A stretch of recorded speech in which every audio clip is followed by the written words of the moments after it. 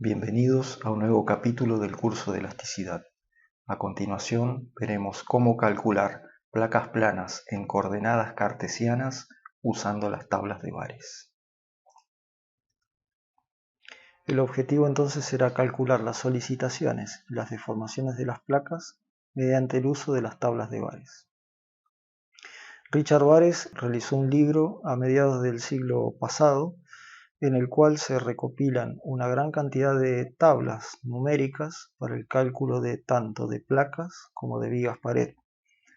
En la introducción, del libro se puede ver la teoría de las placas planas y a su vez se puede ver la tecnología numérica utilizada para el cálculo de estas tablas, que básicamente consistió en la discretización de la ecuación diferencial de las placas planas y su resolución mediante el método de las diferencias finitas.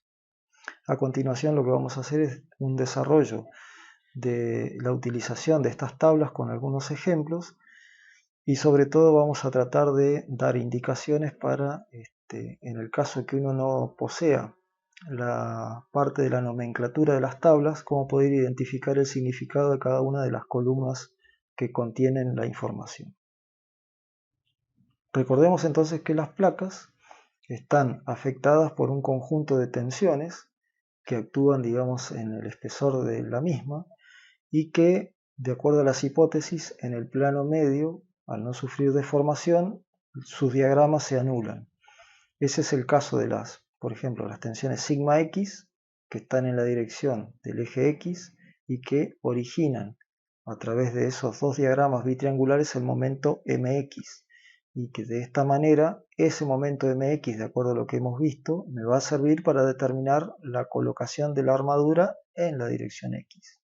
Lo mismo ocurre con la sigma y, que me van a permitir el dimensionado de la armadura en la dirección del eje y. Esta nomenclatura hay que tenerla presente a la hora de hacer el análisis que vamos a realizar a continuación. En general voy a tener una tabla en la cual va a aparecer la información del módulo de Poisson para la cual fue calculada y el parámetro fundamental que tiene la tabla es la proporción A sobre B, que será la longitud o la proporción entre la longitud en la dirección del eje X, A, y en la dirección del eje Y, B. Entonces, con ese parámetro yo ingresaré a cada uno de los renglones de la tabla y de esta manera iré extrayendo los distintos parámetros que en ella aparecen. Normalmente lo que voy a tener es entonces el coeficiente gamma y un conjunto de números o coeficientes que no tienen dimensiones y que para que logren dimensiones hay que multiplicarlos por un denominado factor de multiplicación. Este factor de multiplicación sí tiene dimensiones y es lo que hay que asignar de acuerdo a los datos que yo tenga, en mi problema. En este caso, ¿qué vamos a tratar de hacer? En este caso vamos a utilizar una placa simplemente apoyada en los cuatro bordes con una proporción gamma igual a 0,5, es decir, es la máxima diferencia de proporciones entre los lados, es decir, este lado es la mitad de lo que mide este otro. En el otro extremo tengo la otra proporción en la cual el lado B mide la mitad de lo que mide el lado A, pero vamos a utilizar esta en la cual la dirección X es la que tiene la menor luz. ¿Para qué hacemos esto? Bueno, lo que tenemos que tratar de desentrañar, de acuerdo a lo que aparece en la nomenclatura de la placa, cuál es el significado que tiene MXS y MIS para la tabla que tenemos enfrente. Suponiendo que no tenemos la hoja que tiene la nomenclatura de la tabla, entonces tendremos que utilizar, los conceptos que hemos desarrollado para darme cuenta si el MX que aparece aquí representa la dirección en la cual se produce la tensión sigma x, o este mx representa el vector momento que en realidad tiene la tensión en la dirección perpendicular al vector momento. Hay algunas tablas que tienen ese criterio en el cual ha sido hecho a través del criterio matemático y entonces las tensiones se desarrollan en la dirección perpendicular al vector momento. De tal manera entonces que cuando me dicen mx es el vector momento, está en la dirección del eje x, pero las tensiones están en la dirección del eje y. Vamos a ver a cuál de los dos criterios responde la tabla. Para eso vamos a recordar lo que hemos visto antes. Aquí tengo la esquematización de una placa que tiene una proporción de lados gamma igual a A sobre B, es decir, este lado es la mitad de la longitud de este otro. Como observamos aquí, se han representado las deformaciones que se producen en el corte, ¿sí?, por el centro de la placa en ambas direcciones. El segmento rojo representa el descenso en el centro de la placa, que es el mismo para los dos, y claramente cuando dibujo la deformada en un sentido y en otro, surge claramente que esta primera deformada en la dirección del eje X tiene mayor curvatura que esta otra deformada que está representada en la dirección del eje Y. ¿Qué importancia tiene eso? Bueno, ya hemos visto que MX depende principalmente de la curvatura en la dirección del eje X y que MY depende principalmente de la curvatura en la dirección del eje Y. De tal manera que si este valor de curvatura es más grande que la curvatura que está en la dirección del eje Y, significará que MX es más grande que MY. Y eso es lo que vamos a verificar en la tabla. Es decir, en el caso que me coincida que MX de la tabla es más grande que el MY de la tabla, es porque tienen el mismo criterio.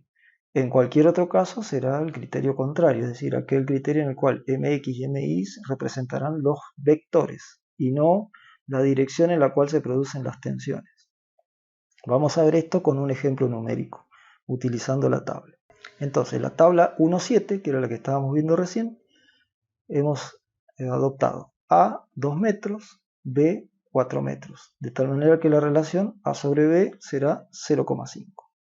El espesor de la placa 0,15 metros, el peso específico 2.400 kilos por metro cubo, la sobrecarga 500 kilos por metro cuadrado, lo cual nos permite calcular la influencia del peso propio, que es 2.400 por 0,15 me da 360 kilos por metro cuadrado, más 500 kilos por metro cuadrado de sobrecarga, me dan una carga total, peso propio más sobrecarga, de 860 kilos por metro cuadrado, que pasado a kilos y centímetros cuadrados es 0,086 kilos por centímetro cuadrado. Este es el valor de sigma z, que prácticamente era nulo, que veíamos antes. El módulo de elasticidad del material es 2 por 10 a la quinta kilos por centímetro cuadrado. ¿Cómo hago entonces para obtener los valores de los momentos? Como hemos dicho, primero ingreso con el valor de gamma conocido y me encuentro con tres coeficientes que tendré que multiplicar por los correspondientes factores de multiplicación para obtener lo que me interesa a mí. En este caso tendré, el primer valor es el descenso en unidades de longitud del centro de la placa. Este será el momento MXS y MIS, que son en el centro de la placa en dos direcciones perpendiculares entre sí. Las unidades de los factores de multiplicación se determinan, depende de las unidades que yo adopte para cada uno de los valores. En este caso, por ejemplo, si yo pongo la carga Q en kilos y centímetros cuadrados y pongo E en kilos y centímetros cuadrados, inmediatamente las dos cantidades se anulan entre sí. Y me va a quedar entonces A a la cuarta, que si lo pongo en metros, va a quedar en metros a la cuarta, y H al cubo, que si lo pongo en metros, me va a quedar en metros al cubo. De tal manera que si yo pongo esas unidades, la unidad con la cual va a quedar este factor de multiplicación es los metros. Y el valor numérico es este que está acá, de acuerdo a los valores que hemos puesto aquí. De tal manera entonces, cuando yo multiplico 0,1189, que es el coeficiente, por el factor de multiplicación, me va a dar 0,0024. Esto, si yo corro 3 lugares, estoy en los milímetros, me va a quedar 0,24 milímetros. Ese es el descenso en el centro de la placa. Habíamos hablado de deformaciones infinitesimas. Bueno, ese es el valor del descenso en el centro de la placa. Vamos entonces al cálculo del valor de MXS y MIS. Entonces, el factor de multiplicación de MXS es Q por A al cuadrado. Entonces puedo poner aquí Q en kilos por metro cuadrado y multiplicado por A al cuadrado, que está en metros cuadrados, me va a quedar unidades de kilos. Pero recordemos que esto me tiene que dar unidades de momento por unidad de longitud. Entonces sería en realidad kilográmetros por metro de ancho. o kilogramos por centímetro de ancho. Esa sería la unidad que habría que poner aquí. Reemplazando los valores me da 3.440 kilogramos por metro y multiplicado por 0,0991 me da 340,9 kilogramos por metro el momento MXS. Idénticamente el momento MIS es el factor de multiplicación Q por V al cuadrado, que en este caso me da 13.760 kilogramos por metro, multiplicado por 0,079 me va a dar 108,7. Entonces aquí viene la comparación. Este valor de momento es más grande que este otro. Es decir, MXS es mayor que MIS. Conclusión, la tabla coincide con la nomenclatura que hemos adoptado nosotros. Y este momento será el que determinará, el MX será el que me permitirá calcular la armadura en la dirección del eje X. Y este MI me permitirá calcular la armadura en la dirección del eje Y. Vamos a ver la utilización de otra tabla. Aquí tenemos otra tabla de las tablas de bares. Vamos a ver entonces en este caso una placa que tiene dos bordes simplemente apoyados, que son estos que aparecen aquí, y dos bordes empotrados, que son los que aparecen aquí. Mirando con más detalle la tabla, vemos el coeficiente de Poisson, vemos la condición de apoyo que tiene cada uno de los bordes, la representación de borde simplemente apoyado es una línea de trazos y la representación del borde empotrado es una línea llena. Aquí aparece entonces el coeficiente gamma, WS que es el descenso en el centro de la placa, MXS que es lo que vimos antes, el momento que origina la sigma X en el centro de la placa, MXB mínimo, ese sería el momento de empotramiento, ¿sí?, en la dirección del eje X, aquí. Entonces tendría este valor de momento acá, que normalmente es un valor negativo, y este es un valor positivo en el centro. Y lo mismo para MI, tendría un valor de MI positivo acá y un valor negativo en la zona del apoyo. Viendo con más detalle, entonces vamos a tener siempre el coeficiente gamma con el cual ingreso a la tabla y extraigo los valores. Como se ve, los valores de, en este caso, MXB mínimo, que son los momentos en el empotramiento, y MIB mínimo, que es el empotramiento en la otra dirección, tienen un signo negativo. Siempre hay que recordar que estos valores en el empotramiento, ¿sí?, son valores negativos de momento. Algunas tablas, por problemas, digamos, de espacio, no incluyen este signo negativo, ¿sí?, pero hay que tener presente que siempre empotramiento, el signo de el momento es un momento negativo. Eso significa que en la zona central de las placas normalmente voy a tener, tanto en un eje como en el otro, voy a tener la zona de tracción en la parte inferior, es decir, del eje neutro hacia abajo, de tal manera entonces que la armadura la tendré que colocar en esa posición. Mientras que cuando tengo un momento negativo, la zona de tracción va a estar desde el eje neutro hacia arriba, de tal manera entonces que allí será donde tendría que ubicar la armadura. Es decir, esto me va a indicar que la armadura la tengo que cambiar de posición. Bueno, como en las otras tablas que vimos antes, existe un factor de multiplicación para cada uno de los valores que a mí me interesa. Vamos a ver entonces un ejemplo numérico. Entonces, la tabla 1.10, elegimos A igual a 3 metros, B igual a 4 metros, de tal manera que la relación gamma es 0,75. Los valores son los mismos de antes. El factor de multiplicación para WS es igual que antes, el mismo de antes. El MXS, el factor de multiplicación será Q por A al cuadrado, en este caso A vale 3 metros, el factor da 7.740, y Q por B cuadrado, que es el factor de MI, será en este caso 13.760. Cuando multiplico cada uno de los coeficientes, ¿sí?, por ejemplo el de WS por su factor de multiplicación, me da que el descenso es 0,0041 metros, lo cual indica que desciende 0,4 milímetros en el centro. El MXS me da 323,5 y el MX, pero en el empotramiento me da menos 740,7, más del doble. Y en el otro sentido, MI me da 191,3 y el MI mínimo sobre el apoyo me da menos 608,2.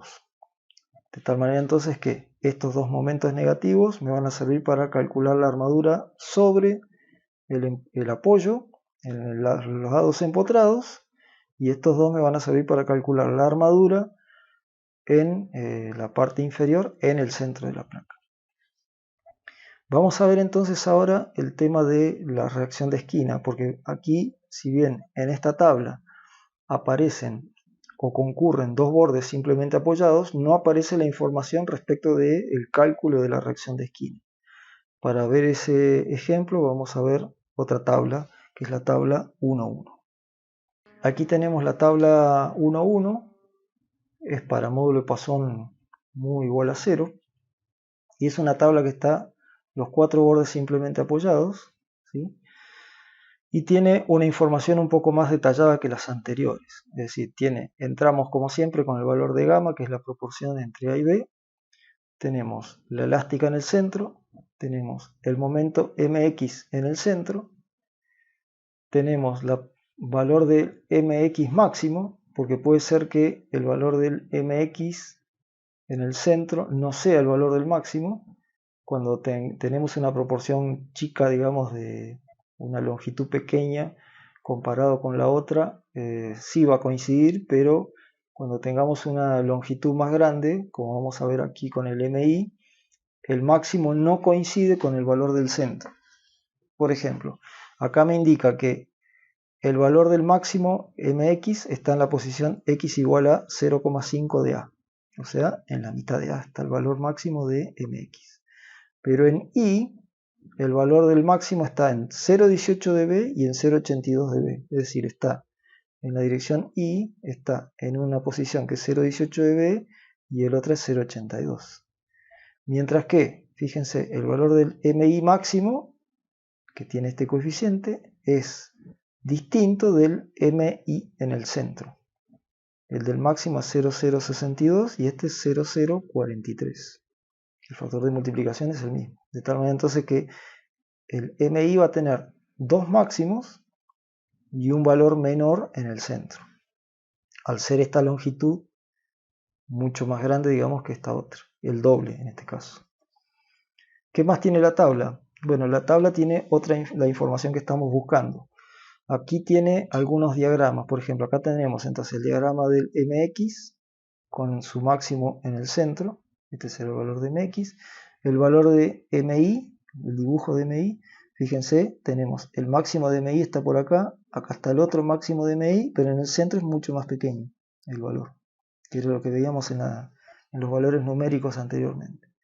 ¿Qué otra información hay? Bueno, tenemos el diagrama de MXI, que es este que está acá. Como se ve, en el centro el alabeo es mínimo, por lo tanto vale 0, y en el extremo el alabeo es máximo. Y ahí es donde se produce el MXI máximo, que es el valor que aparece aquí. Ese MXI, ¿sí? Recordemos que aparece uno con más y uno con menos, porque uno tiene un sentido de giro de las tau xi y de las tau ix, una va en un sentido y otras van en el otro para que se cumpla la ley de Cauchy, de tal manera que uno de los momentos será a favor de las agujas del reloj, otro en el sentido contrario, por lo tanto habrá un signo más y un signo menos. Y como hemos visto, la reacción de esquina la puedo obtener directamente multiplicando dos veces el MXI, me da el valor de la reacción de esquina. Otra de las cosas que aparece aquí en la tabla es R0 sobre 2. Y esta es la reacción de esquina sobre 2. O sea que este numerito que aparece acá multiplicado por este factor de multiplicación también me dará la reacción de esquina. Vamos a ver eso numéricamente. Entonces tenemos la tabla 1,1. Tenemos A igual a 2, B igual a 4, H igual a 0,15 y los demás datos iguales que los anteriores. Gamma entonces es igual a 0,5. Entonces, MXI máximo es entonces 0,0165 por el factor de multiplicación, que en este caso es Q por B al cuadrado, que en este caso es 13.760. Ese número me da 227,04 kilogramos por metro. Si hago R0 sobre 2, ¿sí? Recordemos que R0 sobre 2 tiene que ser igual a MXY. R0 sobre 2 es este coeficiente multiplicado por su factor de multiplicación, que es 3440, y me da 226,7. Fíjense que son prácticamente lo mismo. Y esto significa que cuando yo tengo la información del MXY, directamente puedo utilizar dos veces el MXY para calcular la reacción de esquina. En este caso la reacción de esquina sería el doble de cualquiera de estos números, ¿no? Y ese sería el valor de la fuerza con la cual yo tengo que, o de la fuerza que tengo que anclar, digamos, o dimensionar la armadura para que la esquina quede anclada. ¿Qué otra información tiene la tabla? La otra información que tiene la tabla es respecto de las reacciones que ocurren sobre el borde. Aquí tenemos entonces TXS, TIS. Esas no son otra cosa que el valor en el centro de la integral de las tau I Z y de las tau XZ, lo que era TX y TI en cada uno de estos puntos, digamos. Y a su vez aparece el valor de la reacción. Fíjense que la reacción aquí, ¿sí?, es el diagrama que aparece acá abajo. La diferencia entre las T y las R no es otra cosa que las fuerzas equivalentes que proporcionan los MXY que hay en cada lugar. Así que aquí aparecen los diagramas tanto de las T como de las R totales, ¿sí? La otra información que entrega la tabla es que la integral de las reacciones, tanto en el sentido del eje X como en el sentido del eje Y. ¿Esto para qué es útil? Bueno, porque esto me da directamente la integral de este diagrama, y si yo lo divido por la luz, puedo obtener directamente cuál es la carga media que va a ir a parar a las vigas, si yo lo quisiera poner como una carga distribuida uniforme. Si no, también podría simular como que esto es un diagrama bitriangular y cargo las vigas con un diagrama bitriangular. De esta manera damos por finalizado el uso de las tablas de bares para el cálculo de placas planas en coordenadas cartesianas.